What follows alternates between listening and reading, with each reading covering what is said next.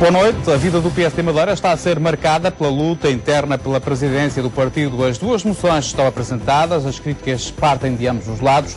O assunto é motivo de conversa entre a população madeirense, ao ponto de parecer uma campanha para as eleições regionais. Este é um dos temas para a entrevista de hoje com Miguel Mendonça, o número 2 da lista de Alberto Jardim, que é também presidente da Assembleia Legislativa da Madeira. Nesta conversa vamos também falar da atividade parlamentar, da autonomia e dos desafios que se colocam à região. Muito boa noite, Dr. Miguel Mendonça. Esta era uma entrevista que, em princípio, está marcada para o dia 19 de julho. Foi adiada devido aos incêndios. Peço desde já a sua compreensão e agradeço também a sua participação aqui neste programa em entrevista. Por coincidência, é o facto desta entrevista acontecer numa altura em que se decide e é que acontece a campanha para a liderança do PSD Madeira. Está preocupado com o que possa eventualmente vir a acontecer ao seu partido? Muito boa noite, antes de mais. Eu queria introduzir um parênteses, antes de responder concretamente à pergunta do seu jornalista. Eu fui convidado para vir a este programa na qualidade de Presidente da Assembleia Legislativa da Madeira. No dia 19 de julho. Portanto, sim, mas é nessa condição que eu estou. Mas não me esquivo fazer alguma consideração em relação à campanha que agora cursa para a presidência do PSD Madeira. Pois há duas candidaturas, uma encabeçada pelo Dr. Alberto João, outra encabeçada pelo Dr. Miguel Albuquerque. São ambas legítimas e eu, evidentemente, que é consabido, é conhecido que a minha candidatura, a candidatura que eu apoio, obviamente, que é o Dr. Alberto João Jardim, porque, nomeadamente, estou inscrito na lista, ou faço parte da lista da Comissão Política que irá a votos no Congresso Regional. Em relação às candidaturas, eu só queria relevar o seguinte. Eu sou um companheiro de percurso do Dr. Alberto João já há 30 e muitos anos. Eu sou do tempo da Madeira Velha e, portanto, estive no processo e participei no processo, dei o meu contributo, mesmo que, enfim, apagado, neste caminhar para a Madeira Nova. E claro que parece-me um bocado inoportuno que surja uma candidatura que ponha em causa um homem que está à frente do Governo Regional apenas há um ano, que tem mais de 3 anos para cumprir, que tem um programa para cumprir e tem responsabilidades às quais tem que responder de uma forma assim um bocadinho com um certo assinte de vez em quando.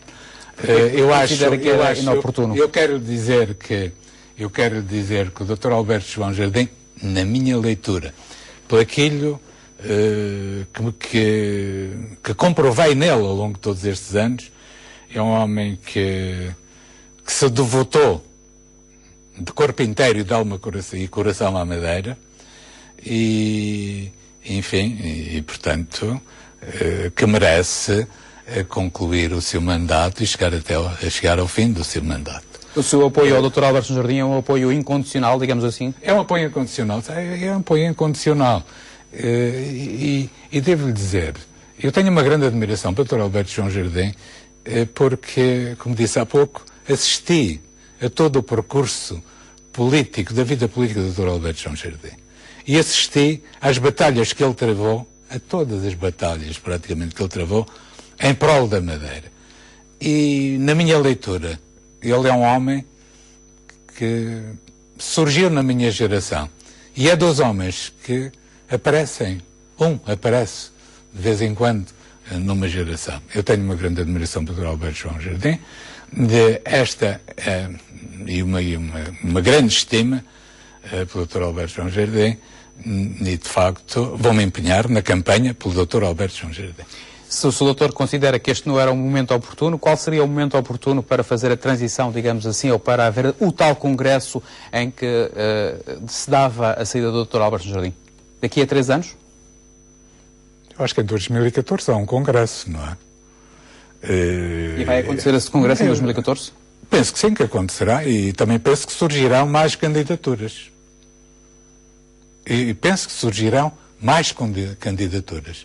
É essa a ideia que tem, pelas percepções que vai vir no partido? Tenho essa ideia, e este partido, sabe, este partido foi sempre, é um partido reformista, interclassista e intergeracional.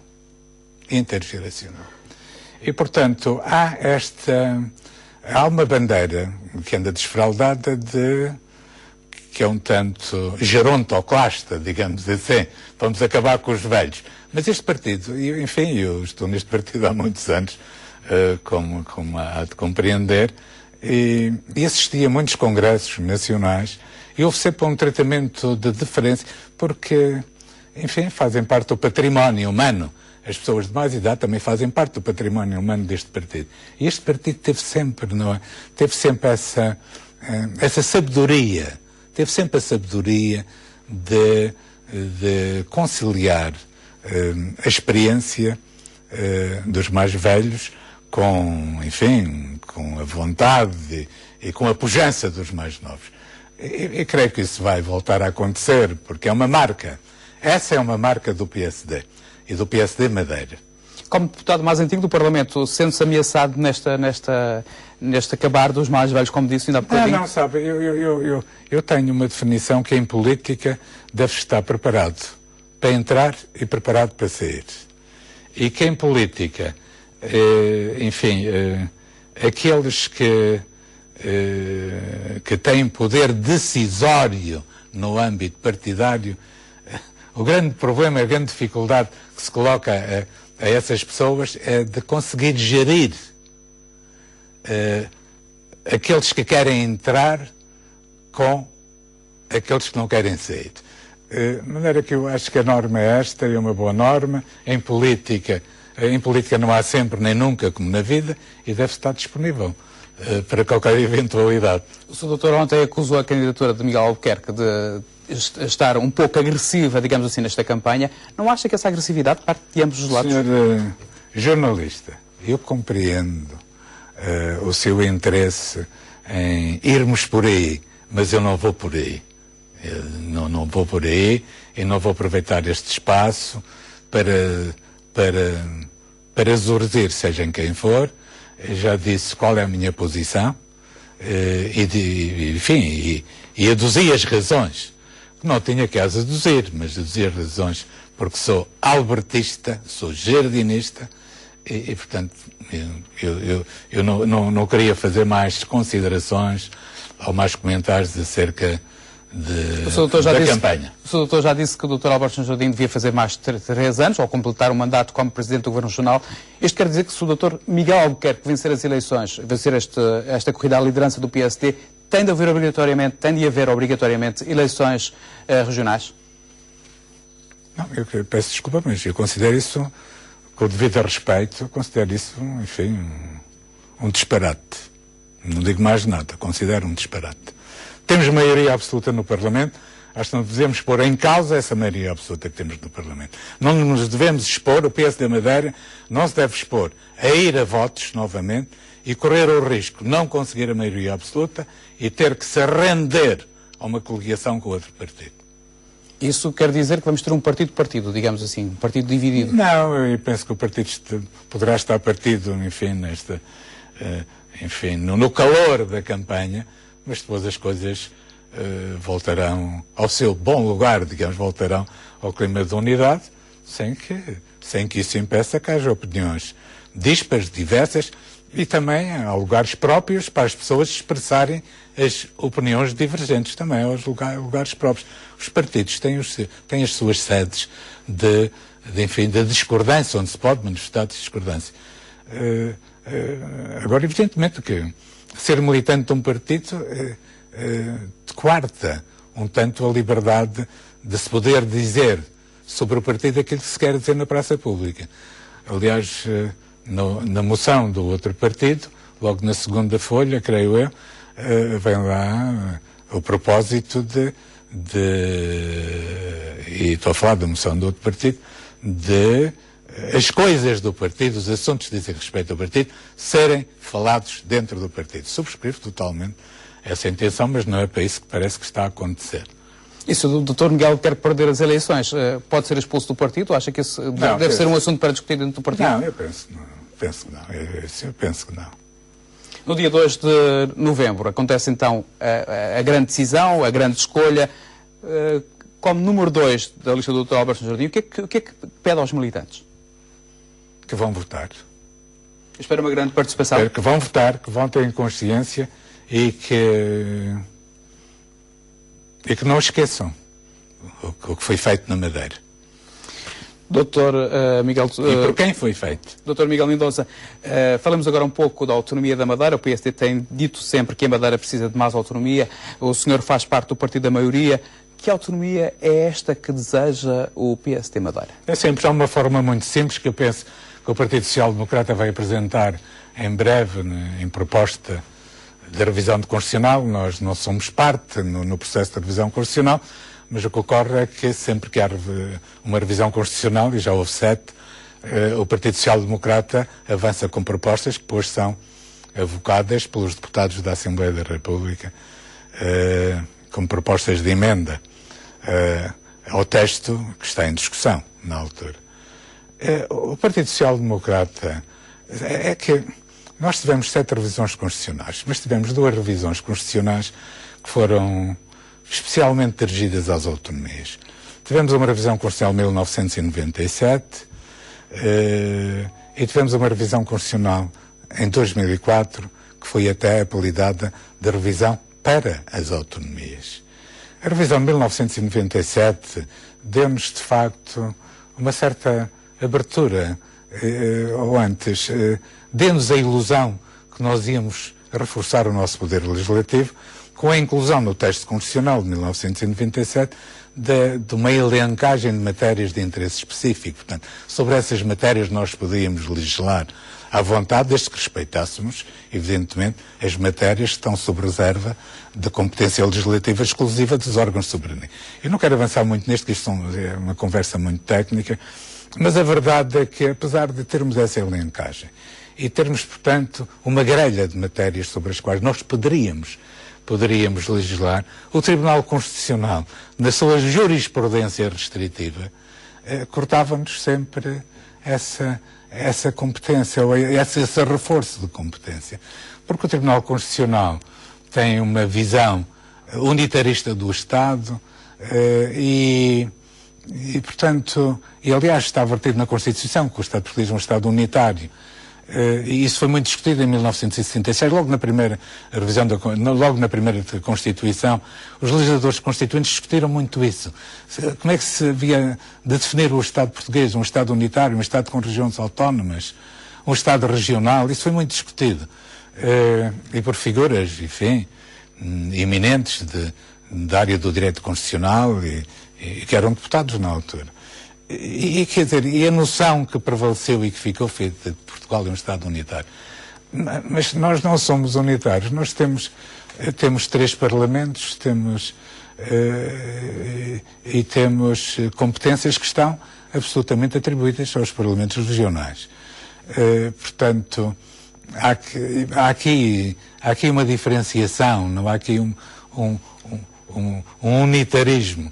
E de facto, eu acho que a definição sempre... Em 1997 tivemos, portanto, isso, tivemos essa ilusão de que reforçamos o nosso poder legislativo. Em 2004, e na altura, em 1997, dizia assim, bom, os senhores podem legislar sobre estas matérias que estão aqui vertidas no texto constitucional, desde que respeitem, naturalmente, as competências de legislar em matérias que são da exclusiva competência da República. Da responsabilidade da República, e desde que observem os princípios fundamentais das leis gerais da República.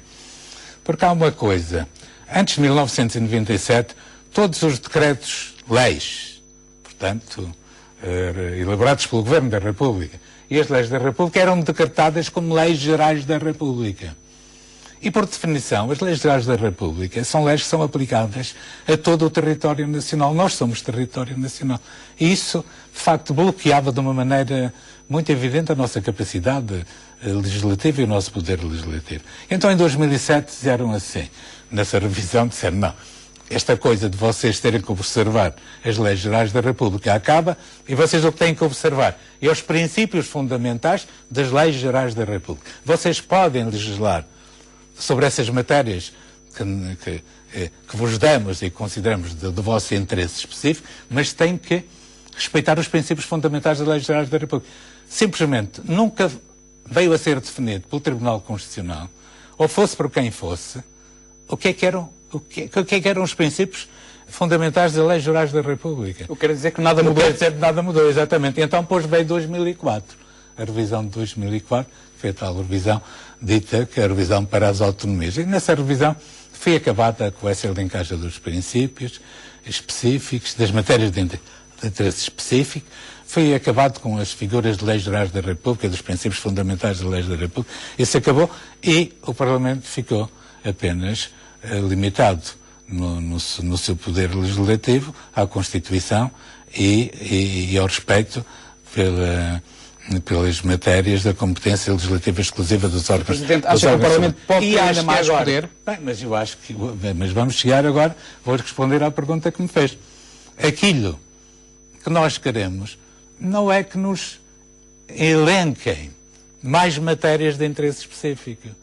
O que nós queremos é que a República diga a nossa competência legislativa exclusiva incide sobre estas matérias, estas e estas matérias. Todo o resto, quanto ao resto, vocês podem legislar.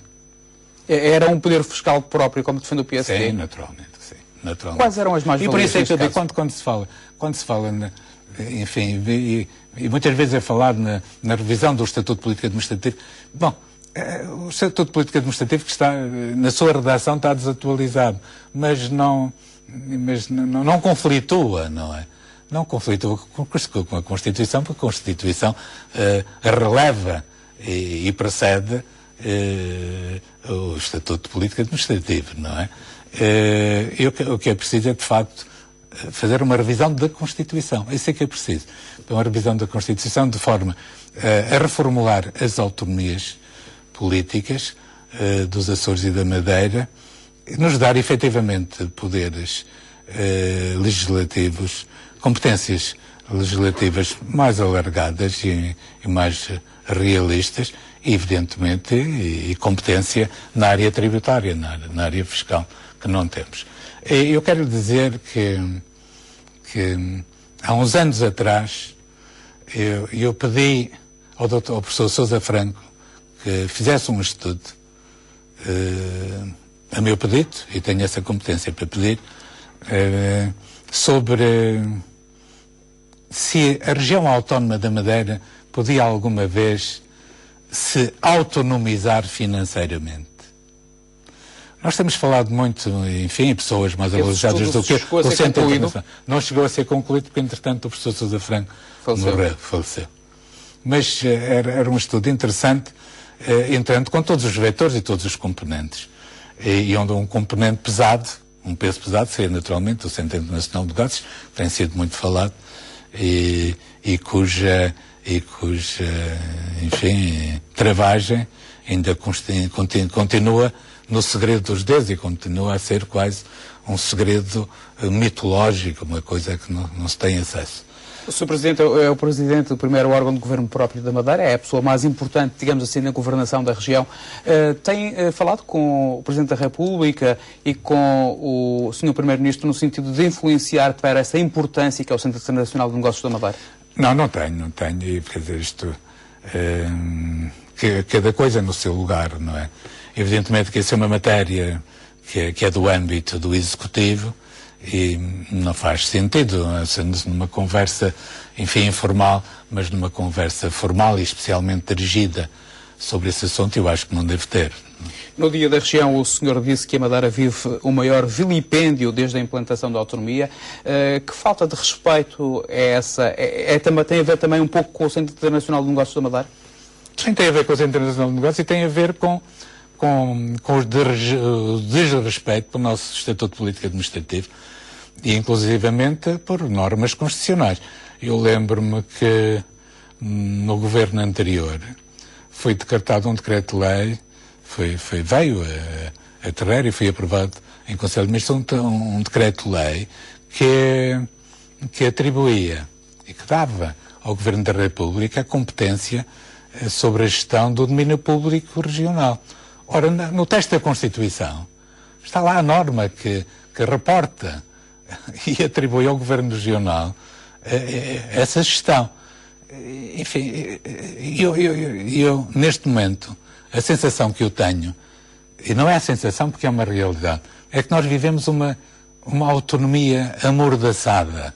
E vou dizer uma coisa que se calhar pode ser herética, se calhar é herética, é natural que possa escandalizar alguém.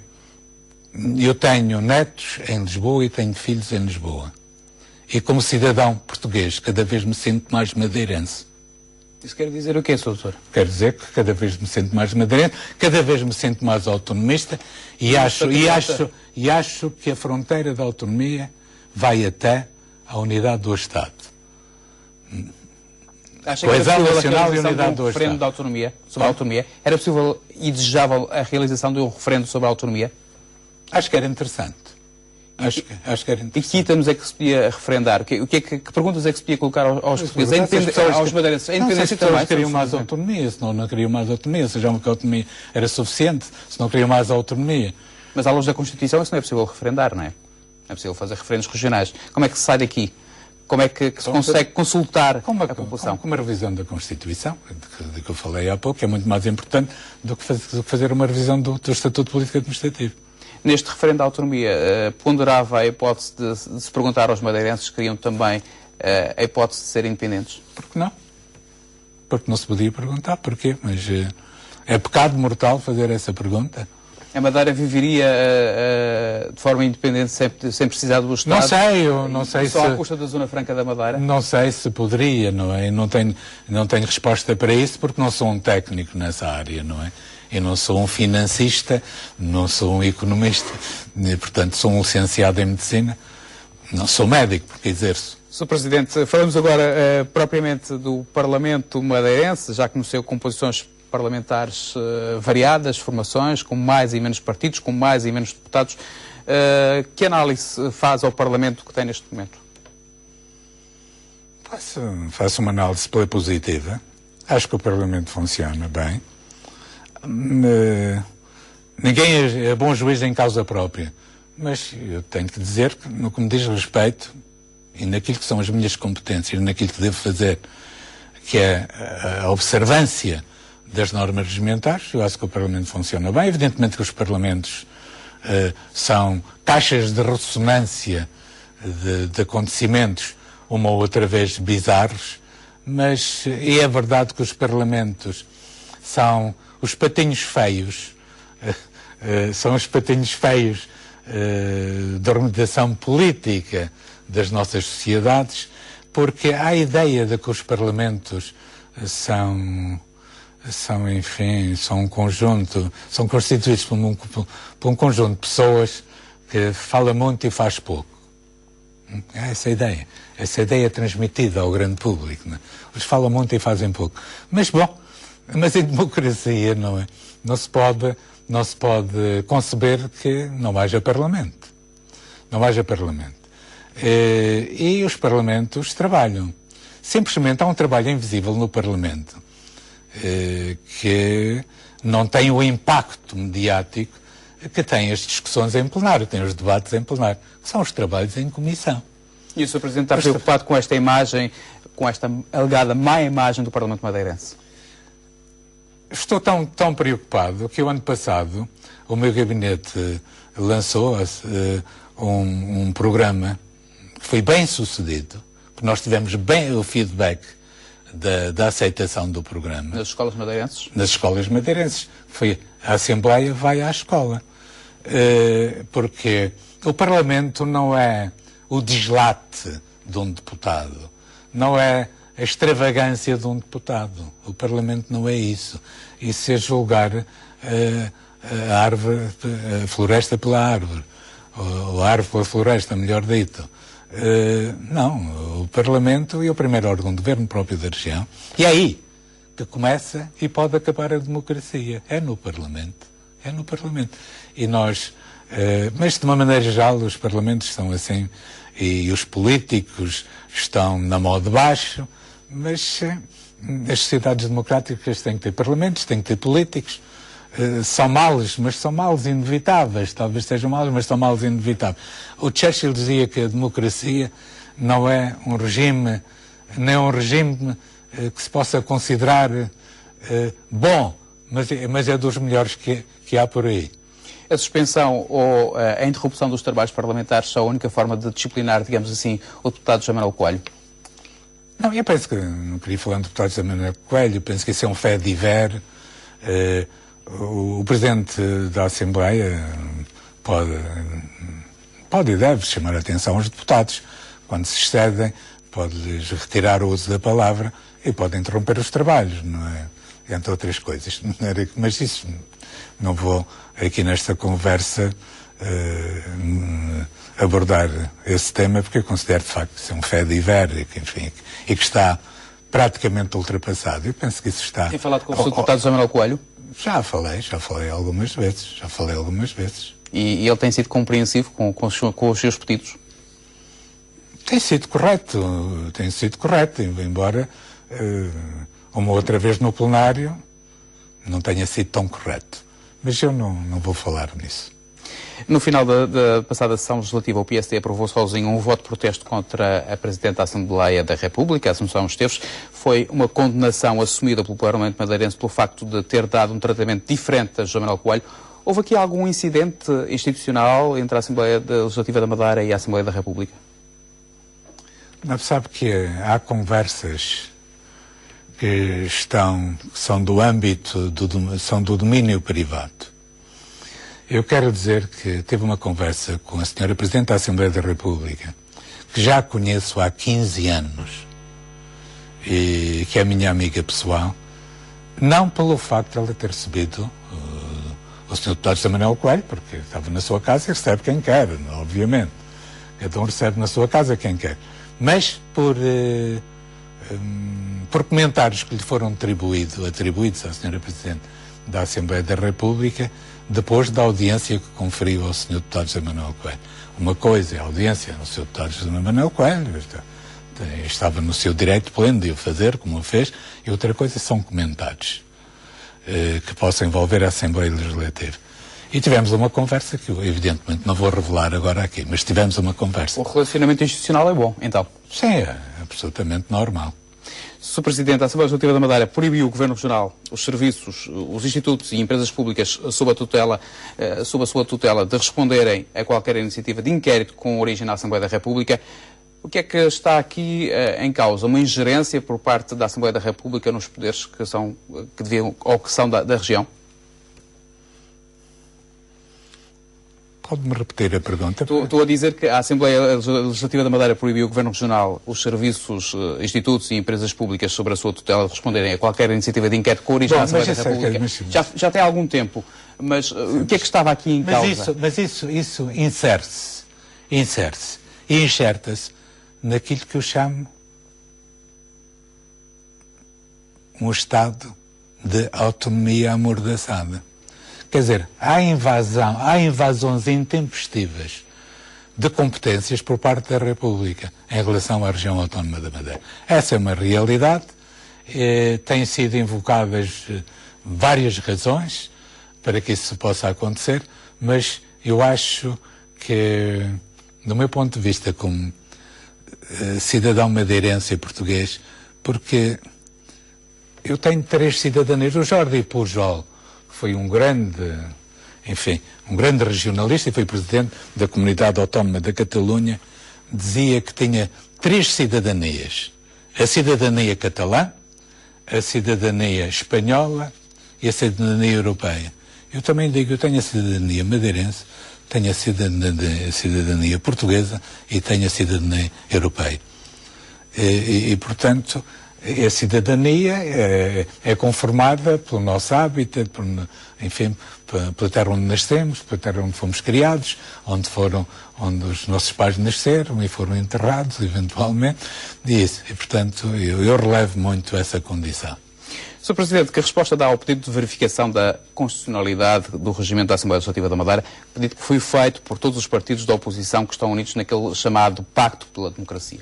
Pois, enfim, está em sede de Tribunal Constitucional. Eu para já, enfim, o Tribunal Constitucional dirá do alto da sua cadeira ou das suas cadeiras de sua justiça. Mas há uma questão que eu poderia pôr aqui a perguntar se essas normas são sindicáveis. Porque o Tribunal Constitucional, em acórdãos anteriores, já emitiu posição acerca das normas regimentais, que não têm a configuração de normas jurídicas. E não tendo a configuração de normas jurídicas, podem sobre elas não poder ser exercidos mecanismos impugnatórios ou diligências impugnatórias. Portanto, vamos ver. A oposição critica o regimento por este dar liberdade ao Governo Regional de ir ou não ao Parlamento. Na sua opinião, acha que o Governo devia ir mais vezes ao Parlamento? O Governo está a ir mais vezes ao Parlamento. O Governo está a ir mais vezes ao Parlamento. E o Governo vai vezes ao Parlamento que não tem o impacto dos debates parlamentares, quando o Governo é chamado a debates parlamentares, ou à defesa de diplomas que são da sua autoria. São as comissões, são as audições em comissões. O Governo tem ido muito às comissões e tem ido agora, mais recentemente, mais vezes ao Parlamento e não tem deixado de estar presente nos debates de urgência que envolvam propostas de decreto legislativo regional, portanto, iniciativas legislativas da sua autoria. Evidentemente que o Presidente da Assembleia não tem competência, nem tem poderes regimentares nem estatutários para obrigar o Governo a ir ao Parlamento. O Presidente da Assembleia gosta de ver o Governo no Parlamento. E o Presidente da Assembleia até realça este aspecto. Eu há pouco dizia que o Parlamento é uma caixa de ressonância, mas é uma caixa de ressonância também para o Governo. Porque eu integrei o segundo Governo do Dr. Alberto João como Secretário Regional dos Assuntos Sociais. Foi algumas vezes ao Parlamento. E das vezes que fui ao Parlamento, eu tinha consciência que na área dos assuntos sociais e saúde não havia nenhum deputado que soubesse mais do que eu. Doutor, portanto, eu acho que o Governo só lucra indo ao Parlamento. E está a ir, agora está a ir. E acha que o Parlamento está a conseguir fazer a fiscalização que deve fazer ao Governo sobre os atos do Governo? Isso deve perguntar. Sim, mas eu penso que sim, que está a fazer. A oposição diz que a Assembleia devia de fiscalizar mais os atos do Governo. Na sua opinião, essa fiscalização está a ser bem feita? Está a ser feita nos momentos oportunos? Está a ser feita. Todas as dúvidas foram esclarecidas até agora? Não sei se foram esclarecidas porque há aquele dito que diga-me uma coisa e eu direi que está errada. Diga-me o contrário e eu voltar-lhe a dizer que está errada, não é? Portanto, aquilo que é evidente para a oposição, se calhar não é evidente para outras pessoas. Não é? A Assembleia não conseguiu, digamos assim, a Assembleia não conseguiu detectar os 6 mil milhões de dívida oculta. Eu penso que a Assembleia Legislativa está a exercer o poder fiscalizador sobre os atos do Governo. E como é que se deixou passar aqueles 6 mil milhões de euros de dívida oculta da Madeira? Era impossível descobri-la? Não sei, mas isso não vai perguntar a mim. Isso, o problema da dívida oculta foi, aliás, o Presidente do Governo pediu, de facto, o apoio financeiro à República e pediu num tempo de eleições. Portanto, isso existe, mas também acho que aquilo que está aí feito bem é que nós falamos da dívida oculta dos 6 mil milhões de euros, penso que é a volta disso, mas não falamos, curiosamente, dos 55 mil milhões das PPPs, dos muitos mil milhões do BPN, que somos todos nós que pagamos com os nossos impostos. Temos dívida. Foi uma dívida por sim senhor, que seja averiguado, e parece que está a ser esse facto que ocorreu, mas o que não há dúvida é que reverteu a favor da Madeira e a favor dos madeirenses. Os dinheiros que foram investidos estão à vista.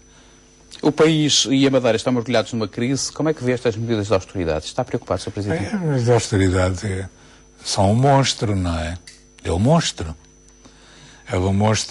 Houve um monstro do déficit, e depois o monstro do déficit deu origem a um monstro mais sanguinário, que é o monstro da austeridade. E nós caminhamos com estas medidas, exigências e imposições da Troika e do Governo da República em relação à Madeira. Está a funcionar como troca, e em alguns aspectos, segundo me dizem, com exigências mais pesadas. Nós estamos a caminhar a passos acelerados para uma sociedade sem classe média. Estamos a caminhar para a proletarização da classe média. Uma resposta muito rápida, Sr. Presidente. Em que haverá uma convulsão social? Eu penso que o povo é sábio. O povo é sábio. O povo não vai recuar na esperança de conseguirmos ultrapassar esta situação. E não acredito que se venha a assistir a batalhas de rua, enfim, a alterações da segurança interna e, enfim, e da defesa da nossa segurança, dos nossos bens e das nossas pessoas. Sr. Presidente, muito obrigado por ter vindo à RTP Madeira. Nós colocamos um ponto final deste programa de entrevista. Assim especial, desejo uma boa noite.